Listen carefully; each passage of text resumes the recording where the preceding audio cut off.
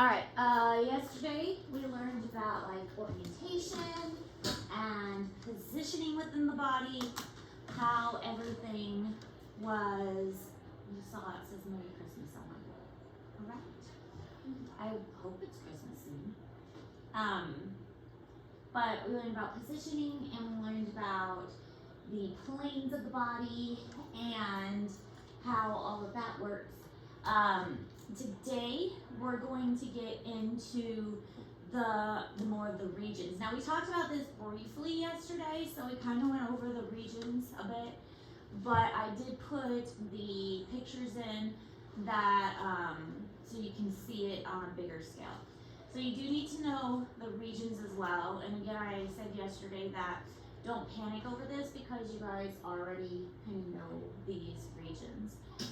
So a lot of them are words you're already familiar with. And this is a bigger picture of the back that you have in Google Classroom. Okay, so we're also going to get into the cavities of the body. The cavities, and there's also some other regional terms, but there's two main cavities. There's the dorsal and the ventral. And the dorsal and the ventral can like be subdivided. So think of these as like the main ones, and then there's smaller cavities within the main cavities. So first of all, the dorsal. The dorsal cavity consists of the cranial and the vertebral. Cranial obviously is going to have the skull, or within the skull, and then the vertebral is going to be within the vertebral column. So that's where you're going to find those two. And then the ventral cavity, as the name would suggest, we just learned our terms the other day.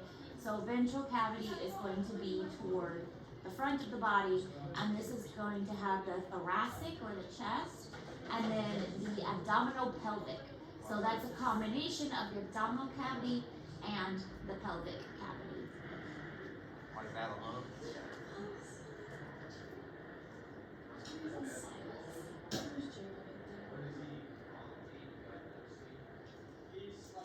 All of Mess's classes are still over there. Like big books or something. Yeah. I was in there second row when That's quite the heavy song. Yeah. There's something. It's just my grade. They're so weird. They seem better this year.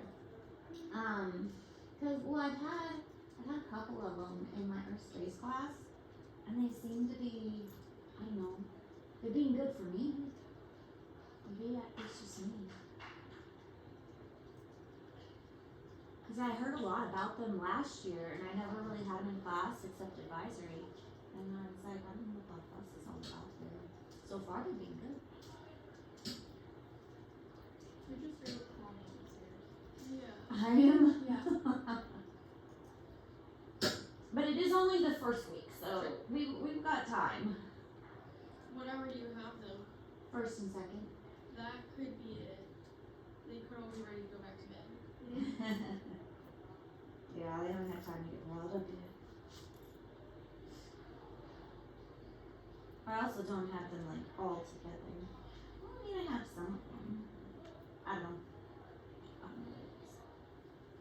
Maybe they just don't want to meet me. Maybe they're scared of you. Because I'm so sorry.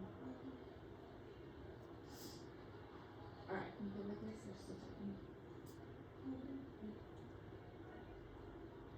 Okay, this picture, obviously in Google Classroom, the yellow is representing the dorsal cavity, so the cranial and the vertebral, and then we have the ventral in red, and we have the thoracic, and then we have the abdominal pelvic. So this is subdivided by the diaphragm here. The diaphragm goes completely across the ventral cavity, and the thoracic is the chest area, and then obviously the abdominal pelvic is this region.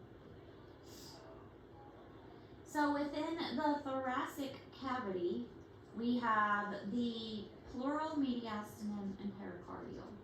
So we're going to look at these individually to kind of see how how they divide. But anytime we say plural, it's referring to lungs.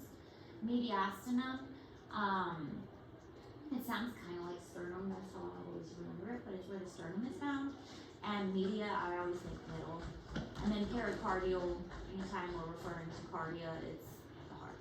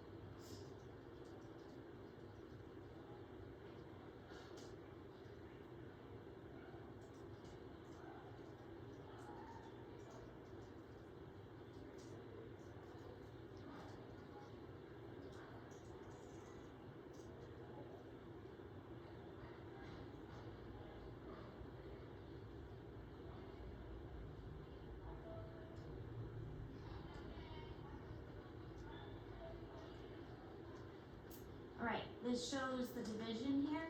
So all of this is ventral. We have there's a superior and the pericardial here. So this is the medias. It's not coming out. Mediastinum, pericardial, and pleural. This is all thoracic. So, I mean, you can see how it's just kind of like subdividing.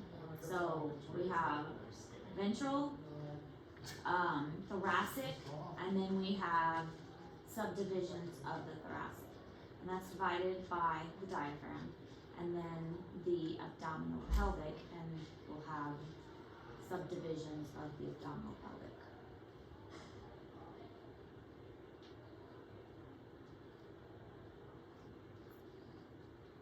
So then the abdominal pelvic is divided into the abdominal and pelvic. I mean, that was easy at least. I bet you can guess where the abdominal and the pelvic are located. That one's pretty easy.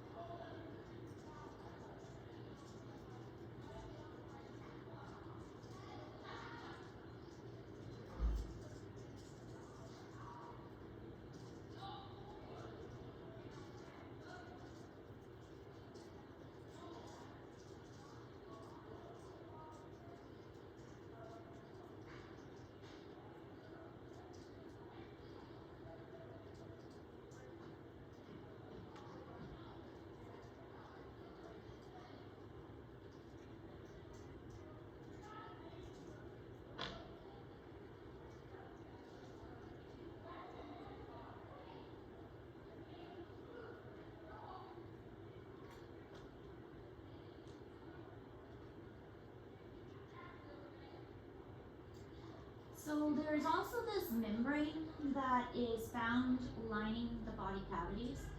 It's called serose. It's a double layered membrane.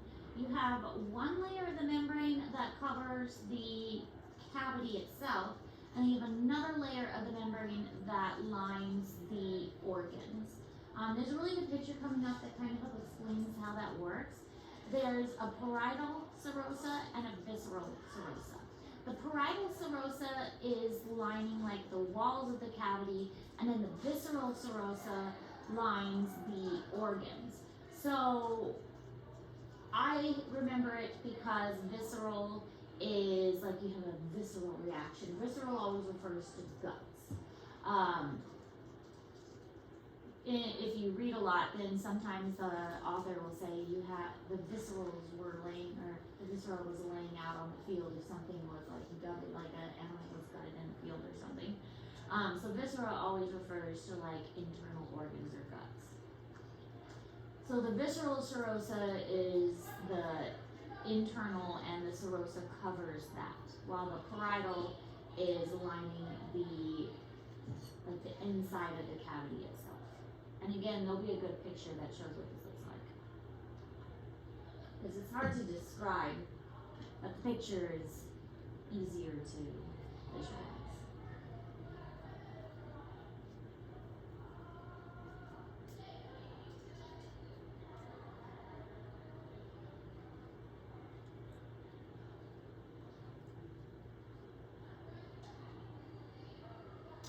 Alright, I really like this one because it shows us one whole membrane, but if you were to put your fist into it, it lines it twice. So here is the outside lining. This would be the parietal serosa, and this would be the visceral serosa. So it completely coats the fist and makes a membrane around the fist. So imagine this is an organ, and this is the body cavity, and then there is a fluid.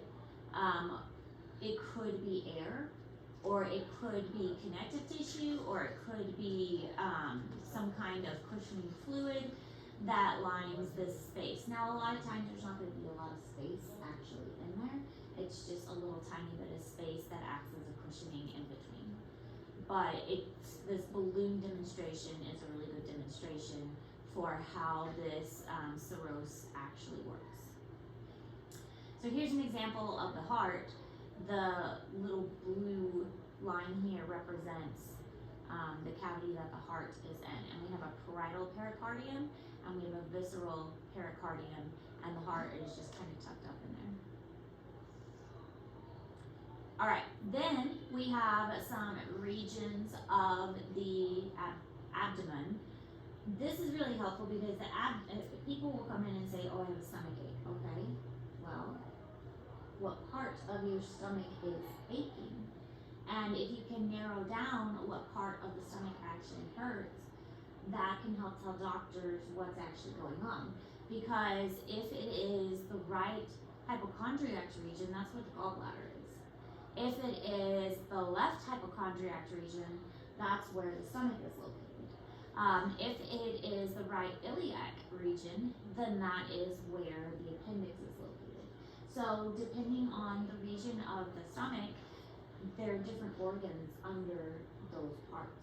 So if you just come in and says the patient complains of abdominal pain, well, okay, but the surgeon or the doctor would be like, well, yeah, but if we can say the patient complains of abdominal pain in the right hypochondriac region, then that's a lot more specific, and the doctor is able to say, well, then we need to check for gallstones. Or if it's in the lower lumbar region, then maybe we need to check for kidney stones. So it helps with narrowing down what could hurt. You will need to know these different regions, and you would need to be able to label this for a test. Okay? It's not too bad because we all know umbilical, and then it's just right and left. Right hypochondriac, left. Right, what's that? Sorry, it's hypo. Right iliac, and you get the iliac because this is the iliac bone right here. The hip bones are your iliac bones, so that's why they named it iliac. And then they name it lumbar because these are your lumbar vertebrae. So that's how they get those names. And then epigastric and hypogastric. Epi means above, hypo means below. So if you know why they're using those terms, it's not quite as hard to remember. And this again is showing the organs that are located in those areas and why it's helpful to know those regions. So appendix located, well, kind of in the iliac region, but almost in the hypogastric region. So all of them are placed in those different places. All right, but if you wanted to be a little less specific, you could say quadrants. This one's easy. Right upper, right lower, left lower quadrant. So there's a right upper quadrant, left upper quadrant, right lower quadrant, left lower quadrant. And this is the one I've heard doctors use most often. Patient is complaining of abdominal pain in the right lower quadrant. My my daughter, we thought her appendix was bursting because she had pain in the right lower quadrant, and so we had to take her to the emergency room one time. It turned out to be like ovarian cysts that were bursting. She ended up being okay, but that was the term the doctor used, like right lower quadrant.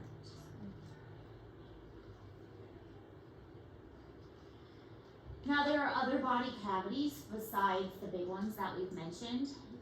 Other open spaces within the body. You have oral and digestive cavities. You have a nasal one, orbital, where the eye is, and then you have the ear, and then of course there are cavities around the joints, which are synovial cavities.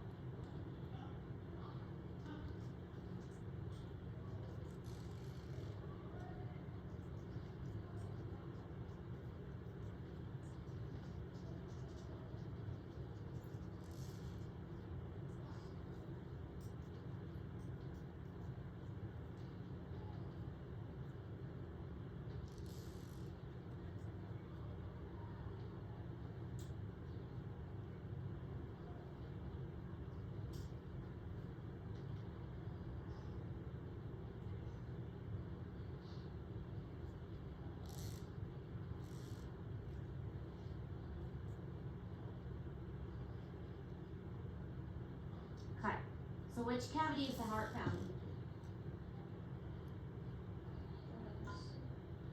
Thoracic or the what? The pericardy or the, you're right, but there's one more. That one? It could be, but I was looking for anterior. Yeah. Which cavity contains the spinal cord?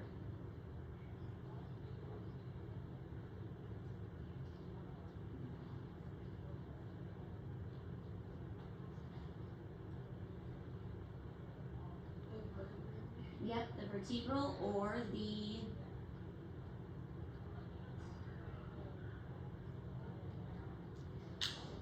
dorsal. Mm-hmm. Okay, which cavity contains the ovaries? The pelvic or the, just two more. Abdominal pelvic or the most broad. Starts with a B. Mm-hmm. Okay, which cavity contains the stomach? Mm-hmm. Or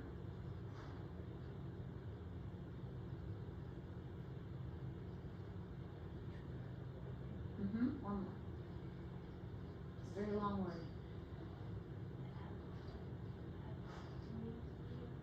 There you go. Abdominal pelvic. Yep. Yep. Abdominal pelvic. Which cavity contains the lungs? Plural. Okay. Or yep, serosa, but it's more of a lining than a cavity. But it does contain the lungs. Okay, what else? Plural or starts with T? Thoracic or there's two main ones. If it's not the dorsal, then it's the ventral. There you go. Okay. Which cavity consists of the abdominal, pelvic, and thoracic cavities?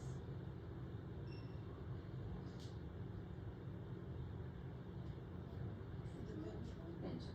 Good. You got it. All right, look, we're done. How are we doing on the 11 body systems? projects? You done? You're done? She worked on it earlier.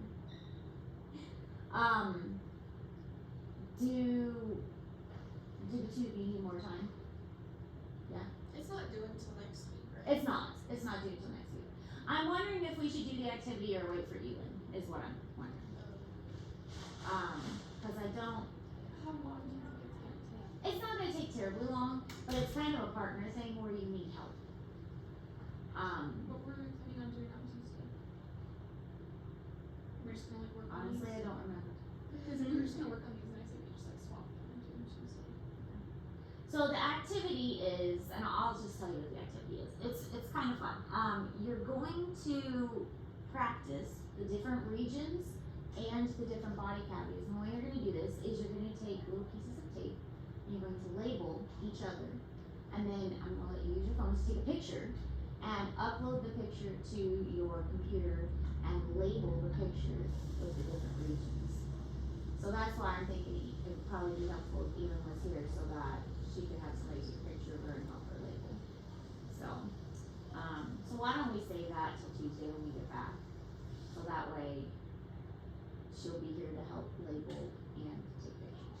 So, but yeah, so we'll get masking tape and then you'll place the tape on like different portions, like, you know, on your palm and then you can use any of the terms, like you can use umbilical, you can use the body cavities, you can use like stomach regions, or you can use any of like, what I meant to put, you can use any of like, any of these, but you can also use any of these for your labeling. And I forgot how many I said, it was either like 25 terms, somewhere around there, that you had to label. So what I would do is I would upload it maybe to like a Google Slides, because Google Slides is pretty easy to label on there, or something like that. So, and you upload the picture to a Google Slides, and then label them on there. So, but I think some people have in the past just edited the picture directly and just wrote on there.